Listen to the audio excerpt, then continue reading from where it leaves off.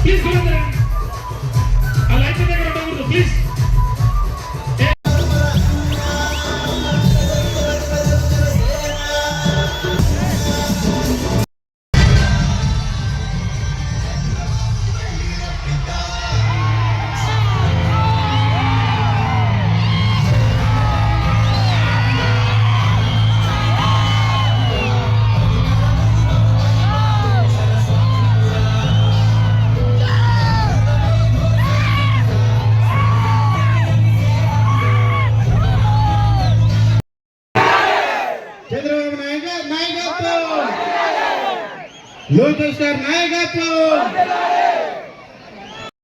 నటుడు ఎన్టీఆర్ గారు టీడీపీ పార్టీని స్థాపించడం జరిగింది. ఆయన యొక్క ఆశీస్సులతో టీడీపీ జిల్లా పార్టీ అధ్యక్షుడైనటువంటి తిక్కారెడ్డి సార్ గారికి, అలాగే బీజేపీ నాయకులకు, బీజేపీ కార్యకర్తలకు, జనసేన నాయకులకు, జనసేన కార్యకర్తలకు ప్రతి ఒక్కరికి పేరు పేరున నా యొక్క నమస్కారాలు శిరస్సు నుంచి కోరుకుంటున్నాను. నేను ఒక గ్రామ సర్పంచ్ కొడుకుని. మాది ఒక సాధారణమైన రైతు కుటుంబం వ్యక్తిని నేను. నాకు ఎటువంటి ఆడంబరాలు లేవు. ఇలాంటి వ్యక్తులను మీరు ఖచ్చితంగా ఓడించాలా, వైఎస్ జగన్మోహన్ రెడ్డిని తుదముట్టించాలా. ఎందుకంటే ఇప్పటికే మన రాష్ట్రంలో చాలా ఆకృత్యాలు, అఘాయిత్యాలు, ఎస్సీలని అత్యంత పాశవికంగా డాక్టర్ సుధాకర్ సార్ గారిని అర్ధనగ్నంగా ఊరేగించి వెనక్కి చేతులు కట్టేసి సాక్షాత్తు పోలీసులే చిత్రవద చేశారు. ఆ బాధతో ఆయన భరించలేక చనిపోయారు. డాక్టర్ అచ్చెన్న గారు ఆయనని అత్యంత దారుణంగా మర్డర్ చేసి చంపేశారు.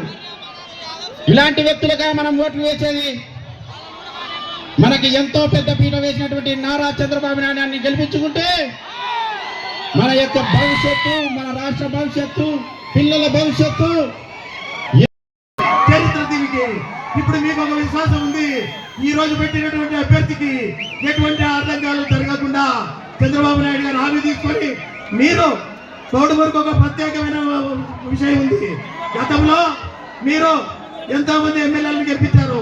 ఆ రోజు మన మద్దతుతో ఆ రోజు 53,000తో గెలిచినటువంటి అభ్యర్థిని ఈ రోజు 55,000 మెజార్టీ తీసుకురావడానికి మీరు సిద్ధంగా ఉండి, ఎందుకంటే మీరు కోడుమూరు మండలం అయితేనే బెల్లగల్లు, గూడూరు మీ మాటగా నేను ఆయనకు మనవి చేస్తా ఉన్నా. తప్పకుండా కోడుమూరు ఈ జిల్లాలో అత్యధిక మెజార్టీ నేను కాదు, మా శక్తి కాదు, తెలుగుదేశం పార్టీ పిలువబడి ఎమ్మెల్యే ఎంపీతో బాధ్యత తీసుకొని ఇక్కడ రాజకీయ శక్తులను పూర్తి స్థాయిగా పారదోలడానికి చంద్రబాబు నాయుడు గారు పూర్తి హామీ ఇవ్వడం జరిగింది.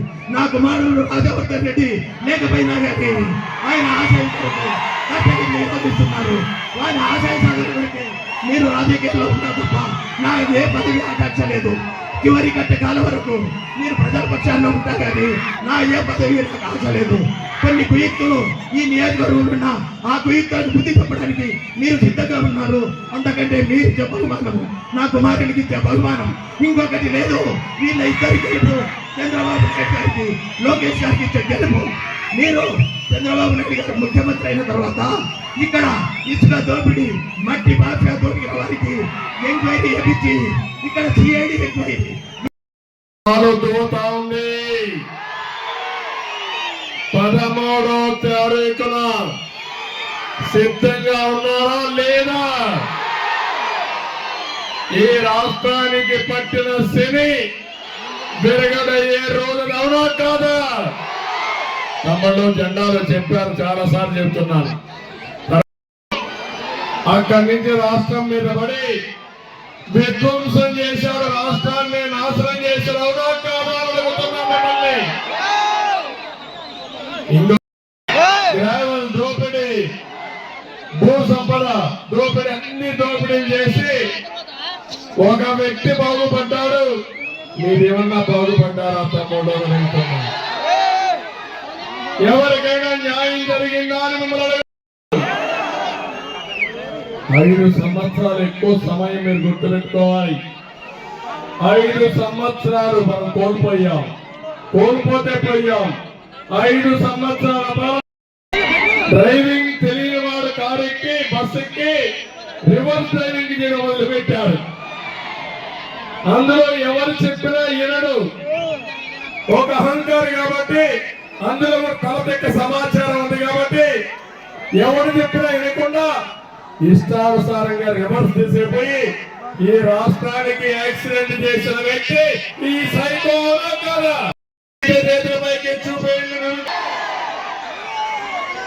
అది చేసింది తెలుగు జాతి కోసం చేశారు, అవునా కాదా? సమైక్య ఆంధ్రప్రదేశ్ చేశారు, అవునా కాదా? హైటెక్ సిటీతో ఒక ఆలోచనతో ప్రారంభించి ఈ రోజు మీరు చూస్తే పెట్టాం, సంపద సృష్టిస్తున్నారు. ఎప్పుడు కూడా ఒకటి తెలియదు, మీకు అందరూ అర్థం చేసుకోవాలి. మాటలతో ఆదాయం పెరుగుతుందా తమ్ముళ్ళు అడుగుతున్నా. ఏ నాయకుడికైనా బటన్ నొక్కితే ఆదాయం పెరుగుతుందా, సంపద వస్తుందా? కాదు. పనులు చేస్తే, అభివృద్ధి చేస్తే, దూరదృష్టి ఉంటే ఆదాయం వస్తుంది, అవునా కాదా అని అడుగుతున్నా. ఒక విషయం నేను చెప్తున్నాను అందరికీ. 2014 విభజన జరిగింది. మీతో సమానంగా నేను కూడా బాధపడ్డాను. కనీసం పింఛన్లు ఇస్తామా, అభివృద్ధి జరుగుతుందని భయపడ్డారా లేదా మీరందరూ? 5 సంవత్సరాలు నేను ముఖ్యమంత్రిగా రాత్రి మగుళ్ళు పనిచేశా. ఒకటే ఆలోచించాను, 40 ఏళ్ళు నన్ను ఆదరించారు. ఆ రోజు నేను హైదరాబాద్ అభివృద్ధి చేశాను. కానీ అది తెలంగాణ పోయినప్పుడు అక్కడ తెలుగు జాతికి వెళ్ళింది.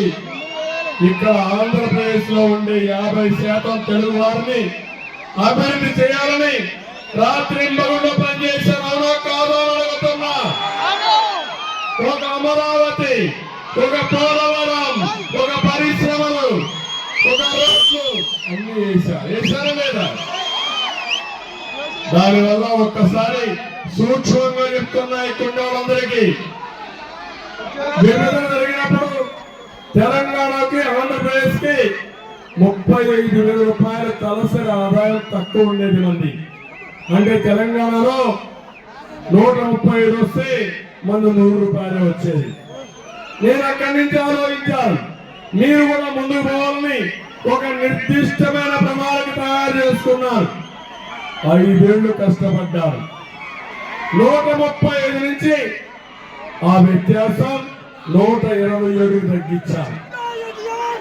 2019లో సైకో వచ్చాడు.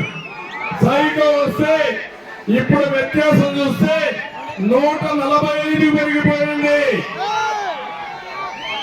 127 నుంచి 147 పెంచేశారు. నేను అడుగుతున్నా ఈ సైకో ముఖ్యమంత్రిని, బటన్ నొక్కానంటాడు. నువ్వు బటన్ నొక్కావు, ఎవరికి లాభం వచ్చిందా తమ్ముళ్ళు అడుగుతున్నా. బటన్ నొక్కి మీకు ఇచ్చింది 10 రూపాయలు, అవునా కదా? బటన్ నొక్కి మీ మీద భారం ఎంత తెలుసా? 100 రూపాయలు, అవునా కదా? అంటే 10 రూపాయలు ఎవరి చేతికి ఇచ్చి కుడి చేత్తో 100 రూపాయలు దోచేసిన దుర్మార్గుడు ఈ సైకో జగన్మోహన్ రెడ్డి అని చెప్పి నేను తెలియజేస్తున్నా. మీ దగ్గర 100 రూపాయలు దోచేశాడు, కానీ ఆయన దోపిడీ చూస్తే మధ్యలో వాళ్ళని ఇంగిత జ్ఞానం లేదు. అందుకే నేను చెప్తున్నా, మోసపోయారు, నష్టపోయాం. ఈ విషయం గుర్తుపెట్టుకోండి. రాయలసీమ ద్రోహి ఈ జగన్మోహన్ రెడ్డి సైకో అవునా కాదా? నష్టపోయామా లేదా? మళ్ళీ ఇలాంటి దుర్మార్గులు ఉంటే రాయలసీమ ఎడారిగా మారిపోతుంది. ఇప్పటికే వలసలు ప్రారంభించాయి. రేపు రాబోయే రోజుల్లో శాశ్వతంగా అందరూ వలస పోయే పరిస్థితి వస్తుంది. నేను అడుగుతున్నా ఒకే ఒక విషయం. నేను సీమ రైతులకి డ్రిప్ ఇరిగేషన్ కింద 90% ఇచ్చాను. 90% ఇచ్చాను. ఇప్పుడు ఉందా తమ్ముడు ఆ స్కీమ్? ఉందా అని అడుగుతున్నా. ఇంకో పక్క ఇక్కడ ఎస్సీలు ఉన్నారు. నా ఎస్సీలు అంటాడు, అంటున్నారా? నా ఎస్సీ అంటూ ఒక విచిత్రమైన వ్యక్తి. ఎవరినైతే పాతాళ లోకానికి తొక్కించాలనుకుంటాడో వాళ్ళు నా మనుషులు అంటాడు. 27 పథకాలు నేను ఇస్తే 27 పథకాలు తీసేసిన వ్యక్తి ఈ జగన్మోహన్ రెడ్డి. ఇంకా పక్క ఎస్సీలు అంటూనే ఎస్సీల పైన ఎస్సీ అట్రాసిటీ యాక్ట్ పెట్టే వ్యక్తి ఈ వ్యక్తి. మీరు చూశారు, ఎవరైతే సుబ్రహ్మణ్యం డ్రైవర్ ని చంపేసి డోర్ డెలివరీ చేసే పరిస్థితికి వచ్చారో కదా? అంటే ఒక ఎస్సీ ప్రాణానికి విలువ లేకుండా పోయింది. ఇంకో పక్క ఒక మాస్క్ అడిగాడని ఒక డాక్టర్ ని చాలా దారుణంగా పిచ్చివాడిని చేసి చంపేసిన దుర్మార్గులు వీళ్ళంతా. ఇంకో పక్క చీరాల్లో మాస్క్ పెట్టుకోలేదని ఒక దళితుడిని పోలీసులు కొట్టి చంపేసిన పరిస్థితి. ఇలాంటి సంఘటనలు మీరు చూస్తే 1-2 కాదు. బెస్ట్ అవైలబుల్ స్కూల్ స్కీమ్ ఉంటే రద్దు చేశారు. ఇన్నోవా కార్లు ఇస్తే రద్దు చేశారు. అంబేద్కర్ విదేశ విద్య పెడితే దాన్ని కూడా రద్దు చేసేశారు. అందుకే ఈరోజు నేను చూస్తున్నా, దళితుల్లో తిరుగుబాటు వచ్చింది. నేను ఒకటే మిమ్మల్ని అందరినీ కోరుతున్నా, ఇక్కడ కూడా చాలా మంది దళితులు ఉన్నారు. నేను ఒక విషయం మీకు చెప్పాలి. నేను తీసుకున్న నిర్ణయం దళితుల్లో కూడా సామాజిక న్యాయం జరగాలని, దళితుల్లో కూడా ABCD కేటగిరైజేషన్ నేను పెట్టాను. 96-97 నేను ఆ రోజుల్లోనే వర్గీకరణ తీసుకొచ్చాను. దానివల్ల మాదిగల కూడా న్యాయం జరిగింది. ఇది గుర్తుపెట్టుకోమని మాదిగలంతా కోరుతున్నా. ఇప్పుడు మళ్ళా హామీ ఇస్తున్నా, ఎన్డీఏ ప్రభుత్వం కూడా ఒప్పుకుంది, నరేంద్ర మోడీ గారు ఒప్పుకున్నారు.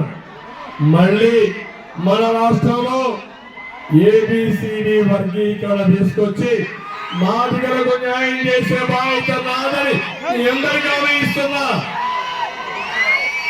అందుకే సామాజిక న్యాయానికి కట్టుబడిన పార్టీ తెలుగుదేశం పార్టీ. ఇక్కడ దస్తగిరి ఒక మాదిగ కులానికి సంబంధించిన వ్యక్తికి సీట్ ఇచ్చారు. కొన్ని ప్రాంతాల్లో మాల కులస్తులు ఎక్కువ ఉంటే వాళ్ళకు న్యాయం చేశారు. కానీ అన్ని కులాలకు న్యాయం చేసే పార్టీ తెలుగుదేశం పార్టీ. ఈ విషయం మీరు గుర్తుపెట్టుకోండి. మీ కర్నూలు పార్లమెంట్ ఒకసారి మీరు తీసుకోండి ఉదాహరణగా. ఈ రోజు 40 సంవత్సరాల్లో ఎప్పుడో ఇవ్వలేదు. కురబ కమ్యూనిటీకి సంబంధించిన పంచలింగాల నాగరాజుని ఎంపీ పెట్టారు.